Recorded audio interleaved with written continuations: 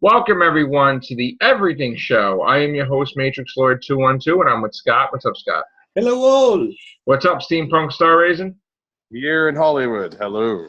All right. So first off, we heard the other day that Woody Harrelson has been in talks to appear in the Venom movie. Now it looks like it's been confirmed that he will appear in the Venom movie, and it looks like he may be hunting Venom. So he's reprising his role from the Apes movie? I guess. I don't know if I like the idea of a Venom movie, so I guess it's going to take place in the MCU. Well, not really. I mean, it depends on who you ask. Yeah. But it's not really going to be in the MCU, no. It's going to be in Sony's... Well, how can you have a Venom movie that doesn't have Spider-Man? That doesn't... They're wondering if it's going to be Venom Space Night set up. That's why we're going to go see what it is, because I want to see how they do without Spider-Man also. So, there's that. And they did such a terrible job of Venom on Spider-Man 3. That was just lousy. Oh, yeah. Definitely. They have the kid from That 70s Show playing the main... Yeah, that just does not work right. Yeah, he just didn't seem like a badass, because the actor from the 70s Show, he just seems like such a nice guy. Yeah.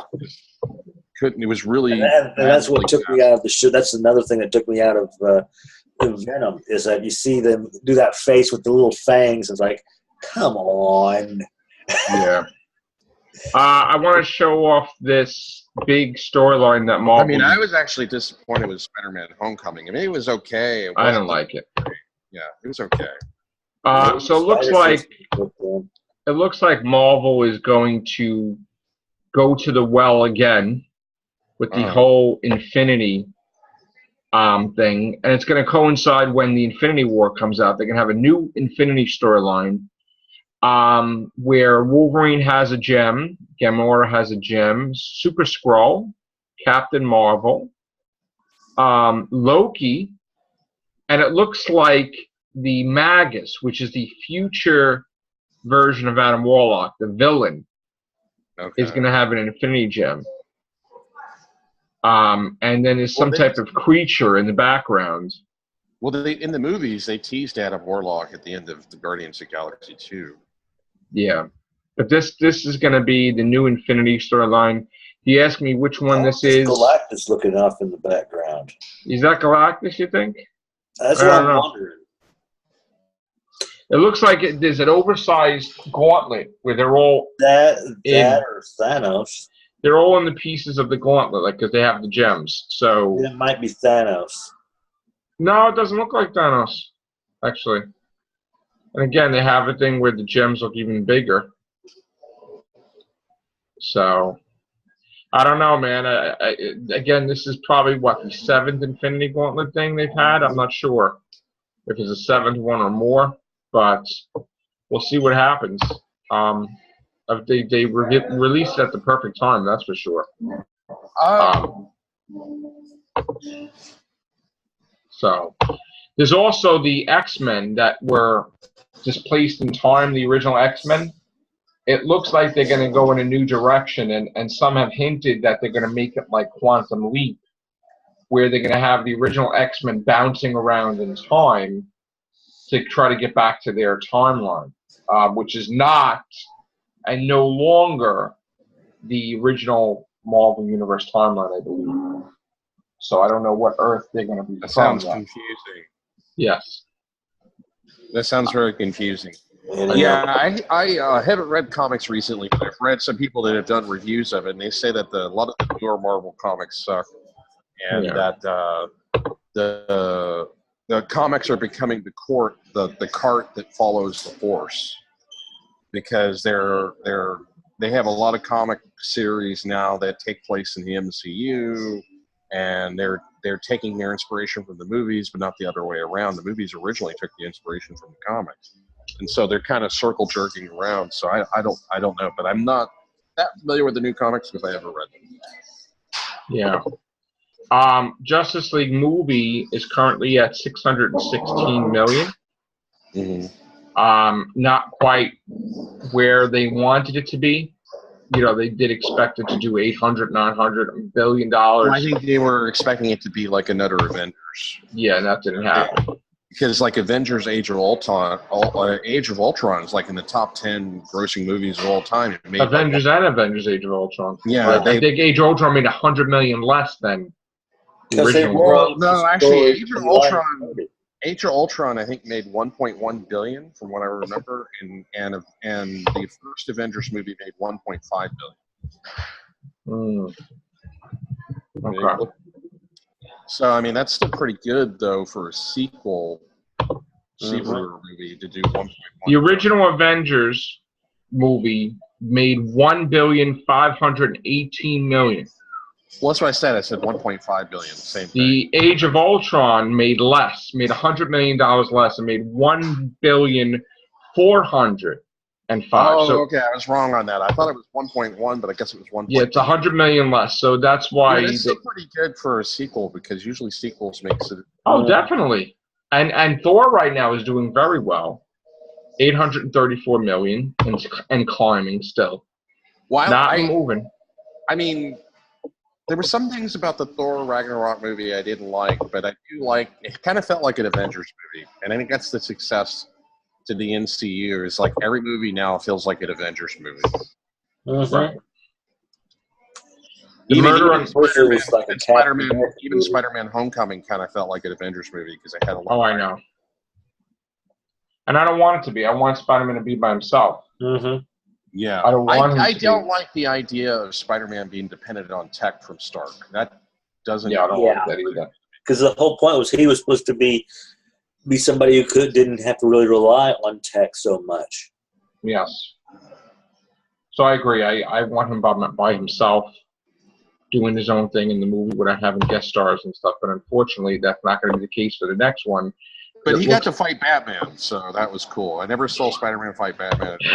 Well, yeah. Sorry, I had to make that joke. That's all right. It's, it's pretty funny. And now they're going to turn Spider-Man into Batman Beyond because in the animated Into the Spider-Verse, Peter Parker's going to be a middle-aged man that's going to be leading all these Spider-Men of different universes against whoever, and then he's going to die, and then they're going to carry on where the main lead is going to be Miles Morales. Yeah, and I saw the trailer for that. I watched it twice. I was not impressed both times. No, not impressed at all. What was this again? What trailer for what? The animated Spider-Man movie that's coming out. Yeah. Oh, okay. And it's Miles Morales, the African-American Spider-Man. Yeah, that's from the expanded universe. Yeah, the Ultimate Universe. Right. That could be cool because I've read some of the expanded universe Spider-Man comics where they did the death of Peter Parker.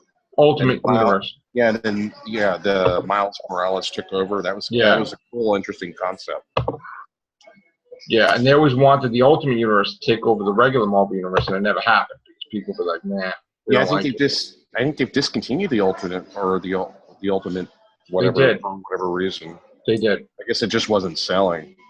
They just well, comic book readership is in severe decline. It's mostly movies now, and this is you can look at my interview with Chris Claremont. He's famous writer for XMen. I think a writing credit for the XMen movies because they based it on that. And he was basically saying it like this: that in the 1960s, during the peak of comic book readership, a best-selling copy of a comic would get millions of sales, millions of copies sold for one issue if it was a popular story or whatever. Right. Now, it's considered a best-selling issue if it sells 30,000. So that's significantly less. That's not true. Unfortunately, writers and comic book artists. Okay. Yeah, what happens is Well, I'm just basing on the interview. He was just saying today. You're right though, because the thing is, they think it's selling, but it's sitting in the comic shops collecting dust with stacks of issues. That's not selling. That means it's a failure. But they don't get that. Yeah, they don't get that. Yeah, they don't get that. What Chris Claremont in the interview that I had, this was a couple years ago. It was at Long Beach Comic Con. What he said was, actual readership. Today you're lucky if you get 30,000 copies sold with a particular comic. And the problem with that is it's also writers and artists that take the pay cut. Like my interview with Bob Layton, co-creator of Iron Man, he quit comic books because he couldn't make enough money. I mean, like they pay people like minimum wage now to do comic book art. Terrible. Like they get paid like letterers used to get paid like a salary like $50,000-$60,000 a year. Now they get paid $15 per page. So there's a problem with the comic book market, and it's imploding. But it's being taken over by movies. Yeah, I agree. We just got word that She-Ra, Princess of Power, is going to have a Netflix show. They're going to revive She-Ra, but not He-Man. So that's interesting. And to this day, I always thought it was kind of fun. I look back upon that cartoon, and I think that is the most bondage-ridden show you could possibly watch as a kid. I mean, if you look at the characters, that was the biggest BDSM thing. And I know I'm going to get flack for it. I don't care. But you go back. People said that of Wonder Woman, too, the original Wonder Woman comic. They said it was all BDSM. Yeah. And actually, it has a merit of truth because the guy who created the Wonder Woman comic, he lived with, like, some his wife and the woman as well. So yeah, 2 women were Wonder Woman that he made him out to be one character, one person. Something like that. He merged them. Yeah. The best of each one into one character. Yeah, I want to see that. I want to see that movie. It's called Wonder Women or something like that. Yeah, they made a movie about that, about the creation of that character. Yeah. All right. Well, I got to get to bed, but thank you guys. I got a little quick everything show. Please subscribe to AmberStreet.com. I have 977 subscribers. I need to get to 1,000 so I could do sponsorships and super chat. Anyway. Okay. Subscribe to Steampunk Starraisin's channel. Hopefully he has it before Christmas. Yes. Before Christmas, let's get 1,000 subscribers, right? Let's take care of that. And Steampunk, you will have probably 1,000 subscribers before Christmas, I'm sure. I hope so. All right. And then when you do, you're going to come on here and you're going to say you do. And you're going to be like, well, I mean, I haven't. And you're going to say that I was right again. No. We just having a discussion about how I was telling Scott, I always love it when I'm right about things. So, okay. All right, dude. Very good. Thank you very much. We will be back tomorrow. Take care. Bye for now.